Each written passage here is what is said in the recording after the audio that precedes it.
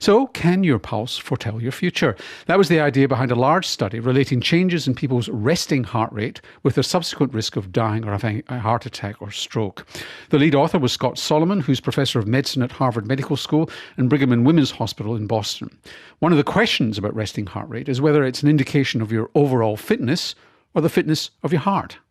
It's a good question. It's really a combination of both, because the heart rate really reflects both the fitness of the heart and the fitness of the individual. And it's hard sometimes to distinguish these from one another. Now, this was a study of people who didn't necessarily have heart disease when it all started off. Yeah, it's a large cohort of individuals from 4 communities in the United States. We started out with about 16,000 people about 25 years ago, and have been following them since. So these are not sick people, but community-based people, and over time, some of them develop diseases and others don't.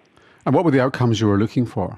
We were looking at cardiovascular disease, heart failure, and all-cause mortality, and the changes in heart rate that occur over a period of time. Every doctor checks the heart rate. We write it down, and we don't get usually too concerned if it isn't either too low or really too high. But it turns out that even small changes in heart rate on average over a period of time can portend increased risk in patients with cardiovascular disease. Well, let's get into the weeds a little bit and find out what you discovered. Basically, what we found is that resting heart rate at baseline, and baseline can be many, many years before patients are going to develop disease, is actually a very important predictor and marker of subsequent morbidity and mortality in these individuals. And so just a single measure 30 or 40 years beforehand can actually foretell the future? Yeah, it's really an overall marker of our cardiovascular health and fitness. Before you go on, so my heart rate's 60, you're going to tell me that's good. My heart rate's 72, which most general practitioners would say is still pretty okay for a resting heart rate, but not 80. I mean, what are you talking about here? You probably have increased risk as the heart rate goes from 60, which is really quite normal, even up to the higher end of the normal range. And certainly when you get into the 75 or 80 range, I mean, these are heart rates that might not generate a lot of attention in the doctor's office, but are actually quite abnormal. Perhaps even more importantly is the trends. What's happening to somebody over time? Is your heart rate actually going up? There's an important caveat here, as you know. Heart rate changes dramatically when we do things, when we go up a flight of stairs or walk across the hallway or jump up and down, our heart rate's going to go up. So it's important that we're testing a resting heart rate and not an activity heart rate. And the extent of the risk? I mean, let's say your pulse goes up by 5 beats per minute over a period of 2 years. Was 60, is now 65. What is the increased risk?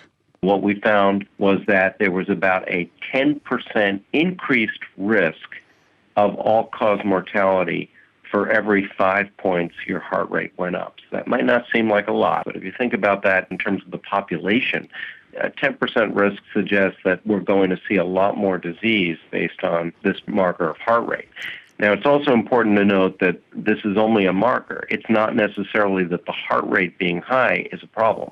It may just be a marker of poor fitness, a marker of poorly functioning heart. And it's an independent variable, presumably corrected for other factors, so that if you're at increased risk because of high cholesterol, high blood pressure or family history, or indeed age, 10% on that is actually a bigger deal than 10% if all your risk factors are pretty low. That's right. And if the heart rate went down, because in some conditions like cancer, heart rates can drop. That's true. And the heart rate is a marker that is not good if it's too high or it's too low. Although, to be honest, many athletes sit around with resting heart rates that are in the 40s and 50s. And it's fine, because what happens is that when people need to exercise, their heart rate manages to go up. But really what was sitting behind my question there, even though I badly phrased it, is if somebody intervened and their heart rate went down because they were fitter and healthier, did their risk consequently, so if it dropped by 5 beats per minute, did the risk drop by 10%?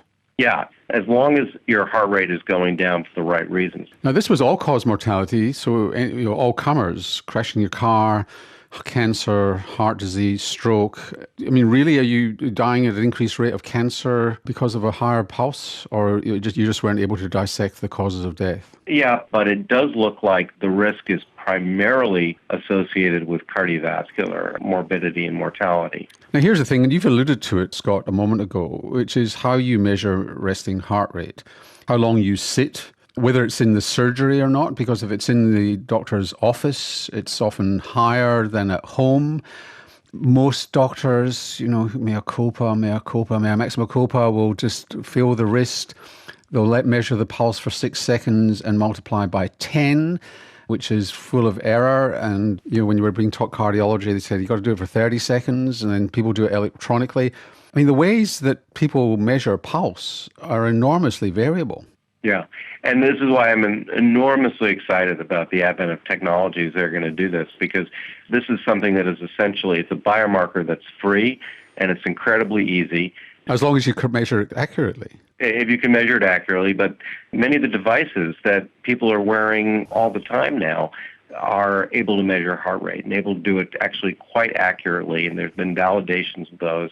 What'll be interesting is when we start to connect that data up with the doctors and be able to really understand what's happening when people exercise. I think the next area that I think we're going to be looking at and is quite exciting is how do you relate activity to heart rate, because that really tells you, is your heart rate appropriate for what you're doing, rather than just a quote-unquote resting heart rate. And you're absolutely right. When you come into the doctor, you're nervous, you are in a really basal resting state. Is there a heart rate that people should be aiming for? Well, if you're healthy and you're trying to get back in shape, for example, and your resting heart rate is in the 70s, in the mid-70s, I can pretty much guarantee that if you start an exercise program, your heart rate is going to go down and may very well go down into the 60s. We tend to think of around 60 as sort of a basal heart rate. Scott Solomon, thank you very much for joining us on the Health Report. Really a pleasure. Thanks. Scott Solomon is Professor of Medicine at Harvard Medical School.